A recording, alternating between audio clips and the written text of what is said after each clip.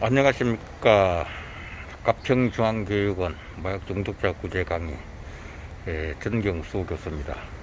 오늘은 멀리 바다가 보이는 전라남도 여수에서 강의를 해드리겠습니다. 간략하게 5분 내외로 종료하겠습니다. 끝까지 청취해 주시고 구독 눌러주시면 감사하겠습니다. 주제는 정경수 단장님, 제 여동생이 마약 중독자입니다 라는 사연을 드리겠습니다. 단장님께, 정경수 단장님께 답답해서 상의를 드립니다. 30대 초반에 제 여동생이 약물 중독 중증인 것 같습니다. 무료로 치료받기를 원하는데 어떤 절차를 밟아야 하는지요. 경찰에 신고하면 전과자가 된다는 말이 있어 신고가 꺼려집니다. 정경수 단장님의 친절한 답변 부탁드립니다. 네, 정경수 단장입니다. 질문하신 동생 마약 중독에 대해 심심한 위로의 말씀을 드립니다. 그리고 질문하신 내용에 대해 말씀드리겠습니다. 참고하십시오. 요즘 한국사회부시민마약감시단, 마약류 등 중독으로부터 국민안전 온 오프라인 교육기관 가평중앙교육원 사이트에는 필로폰 등 마약 때문에 고통받고 있는 가족이나 본인들로부터 도와달라는 사연의 글이 대부분입니다. 외삼촌 때문에 걱정하는 여중생 샛비리의 글, 남동생 때문에 고민하는 주부님, 그리고 교도소로 남편을 보낸 분들의 고통스러운 얘기입니다. 어느 사이 우리나라도 필로폰 등 마약 문제로 인해 한 해 1만 명 이상 엄청난 국민들이 교도소로 정신병원으로 2중 3중 정신적으로 물질적으로나 고통받고 있습니다. 본인은 오래전부터 필로폰 등 마약류 오남용 예방을 위해 노력하고 있기 때문에 이러한 현실에 대해 그 누구보다 잘 알고 있습니다. 이들 투약자들에게는 대부분 정부 당국은 검거와 단속이라는 강경적인 측면과 더불어 마약 퇴치의 기본 이념, 마약의 심각성을 일깨우고 범죄를 예방한다를 실천을 하기 위해 재활과 예방적 측면에 대응하고 있습니다. 이러한 정부 당국의 기본 방침에 대해 본인 역시 동감합니다. 그러나 단속과 예방이라는 양방향 중 예방이 더 중요하다는 것 역시 다 아는 사실입니다. 마약범죄 접근 차단을 위한 정부의 강력한 예방활동이 필요하다는 것도 다 아는 사실입니다. 그리고 정부에서 재투약하지 않으면 못 견디게 중독시켜놓고 폭리를 취하는 판매업자 차단, 기중독된 국민을 위한 구제정책이 허술하는 것도 언론에서 지적한 기사가 있습니다. 대부분 중독자 가족들은 필로폰 등 마약으로부터 고통받고 있는 가족들이 정부 당국의 관료들과 터놓고 대화할 상대가 없다고 합니다.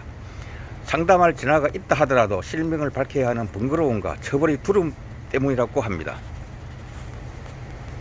한국사회부시민마약감시단의 책임을 맡고 있는 본인 역시 마약 관련 공공기관 고위공무원들과 전화하기가 쉽지가 않습니다. 그러니 마약 중독자 재활을 위한 창구가 미흡할 수밖에 없습니다. 마약 문제는 가족이나 본인들은 남이 알지 못하는 가운데 고민합니다. 이들을 포용하려면 공직자들은 문턱을 낮춰야 합니다. 그리고 이 상담자를 배치하더라도 전문성과 자질성 있는 공무원이 배치되어야 합니다. 앞으로 계몽, 예방활동 등 필로폰 등 마약에 대한 사회 방역교육이 미흡하여 중독자가 발생된다는 데는 정부의 책임 또한 없지 않을 수 없습니다.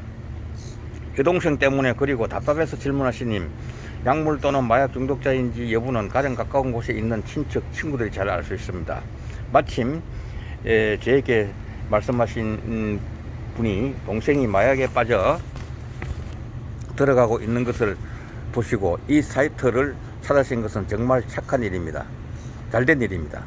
경찰 또는 검찰에 신고하여야 마땅하나 기아가 말씀하신 대로 정관 문제 때문에 꺼려하는 경우도 있습니다. 왜냐하면 본인의 의지와 주위 사람들의 노력에도 불구하고 필로폰 등 마약을 멀리하지 못할 경우에는 공권력을 이용해 강제적인 방법은 신고나 최선의 방법이기도 하지만은 여러가지 문제 때문에 쉽지 않습니다. 전과가 되는 것도 문제지만 마약은 중독이란 특수한 상황 때문에 강제적으로 격리시켜 마약 인용을 시급히 막아야 하지만 그에 따른 재발, 재범, 재중독 교육 기법이 절실히 요구되기 때문입니다. 정신병원 등 구금시설에서 퇴원 후 가정으로 돌아와도 문제입니다. 치료를 받고 집으로 돌아와 다시 타지 않겠다고 결심하지만은 친구 등 주민들이 또 권유하고 재투약하지 않으면 못 견디기 때문에 주변에 필로폰이나 마약을 하는 자가 있다면 문제입니다. 현재의 주변 환경을 정리하고 노력하지 않으면 다시 원점으로 돌아가기 때문입니다. 그리고 무엇보다도 여동생의 혼자 문제가 아니라는 것입니다. 가족들의 따뜻한 사랑과 주변에서 중독을 이해하고 도와줘야 합니다. 또다시 접근되지 못하도록 자기 자신을 감시자가 되어야 합니다.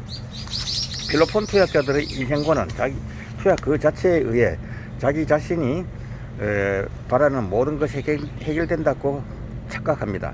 그것은 필로폰에 관한 의식의 오류입니다.